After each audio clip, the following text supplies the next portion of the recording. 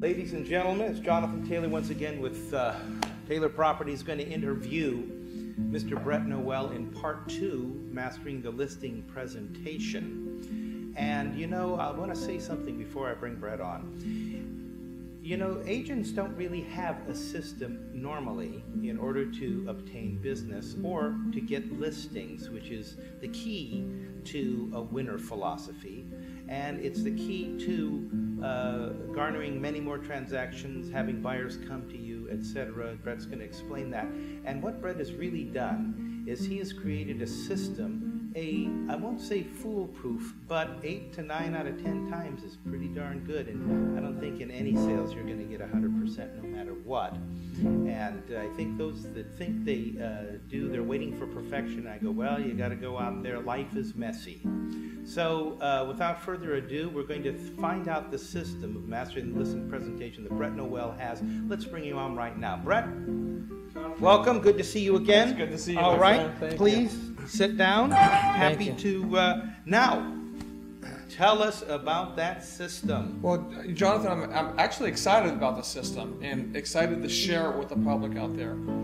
I had only been in the real estate industry 5 years, and in that 5-year period of time, as we've discussed before, I had accumulated more wealth than my entire previous working career.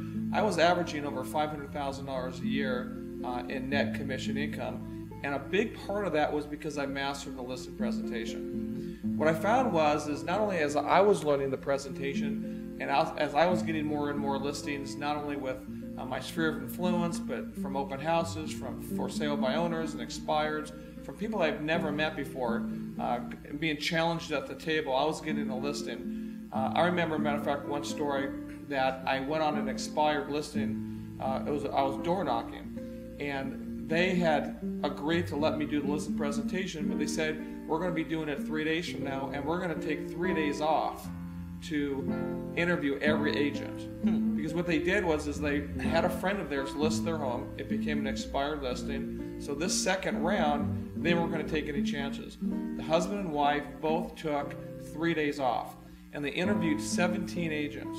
And what their strategy was this, is as an agent, you'd go in, you do your listing presentation, the wife would take notes, the husband would take notes, and they would never have a discussion on whether they liked or disliked the agent until the third and final day. At the end of 3 days of interviewing over 17 agents, they made a decision. Well, I was one of the agents that had the opportunity to show them my listing presentation, and on that third day they called me to congratulate me that I was the chosen agent. Wow. How did you beat out 17 or 16 agents? Well, what I did was I followed my system, and the system that I've been teaching agents throughout the United States. In regards to mastering listing presentation, I created a step-by-step process where if any agent just follows this system, they are, to me, guaranteed to win 8 out of 10 times. And it goes like this. The first thing I did is I broke it down into parts. Okay, what's the first part? The first part is what I call the preamble.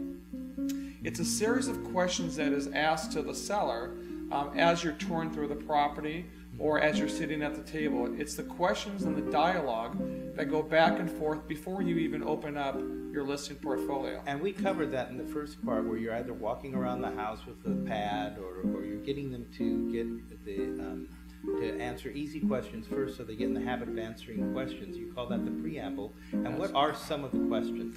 Well, for example, I want to get them into the rhythm of answering the easy questions. And I might, as I'm walking through the property, I might ask them, have you done any home improvements to the property? What's your favorite part of the house? How long have you been in this home? Where did you move from? When you sell this home, where do you plan on moving to? What methods have you been using to look for your next home? If they respond internet, what internet sites do you go to? So I'm getting them to the rhythm of answering all the easy questions. At the same time, what I'm doing is I'm showing that I am more interested in them than trying to be interesting. See, most agents go to a listing presentation and with their peacock feathers all fluffed up, and they want to show, look at me, and they try and be more interesting.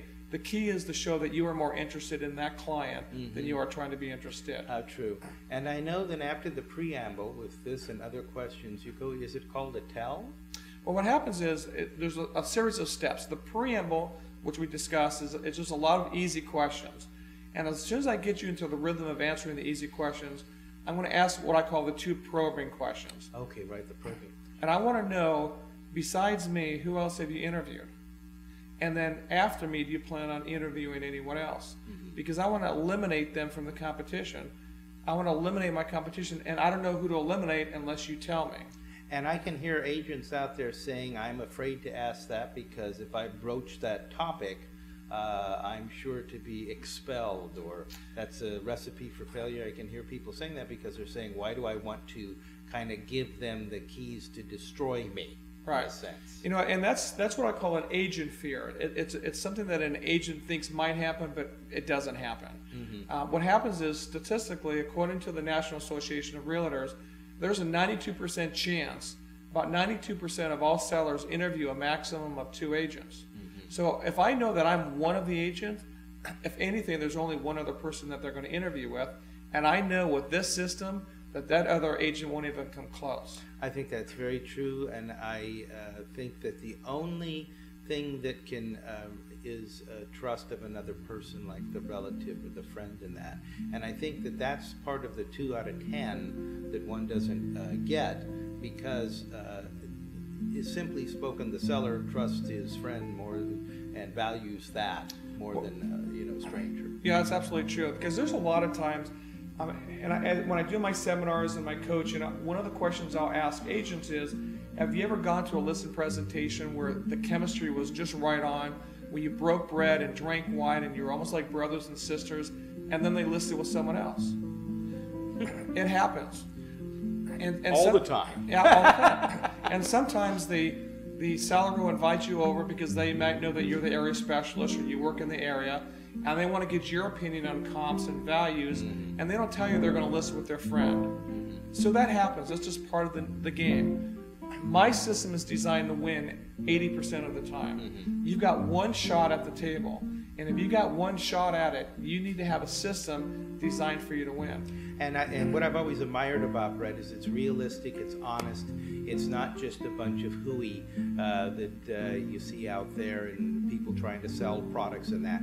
You have a very realistic and very truthful exposition of the facts to the seller and that, and in such a way as to persuade them that once you know the Mastering the Listing presentation, to go with you most of the time. And those few that one doesn't get, I go, well, you're probably not going to get them anyway. How are you going to overcome it that it's the sister or that? So, just chalk it up to experience.